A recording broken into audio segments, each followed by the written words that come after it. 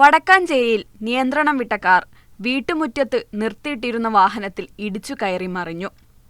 ചെറുതുരുത്തി നെടുമ്പുര സ്വദേശി സഞ്ചരിച്ചിരുന്ന കാറാണ് ഇന്ന് പുലർച്ചെ 2:45 പരുത്തിപ്ര LP സ്കൂൾ പരിസരത്തെ വളവിൽ വെച്ച് അപകടത്തിൽപ്പെട്ടത്. ഡ്രൈവർ ഉറങ്ങിപ്പോയതാണ് അപകട കാരണമെന്നാണ് പ്രാഥമിക വിവരം. നിയന്ത്രണം വിട്ട കാർ പാതയോരത്തുള്ള വ്യാപാര സ്ഥാപനത്തിന്റെ ഇരുമ്പ് ഗോവണി ഇടിച്ചു തകർത്ത് തൊട്ടടുത്തുള്ള വീട്ടുമുറ്റത്ത് നിർത്തിയിട്ടിരുന്ന ഒമ്നി വാനിൽ ഇടിച്ചു കയറി. അപകടത്തിന്റെ CCTV ദൃശ്യങ്ങൾ പുറത്തുവന്നിട്ടുണ്ട്.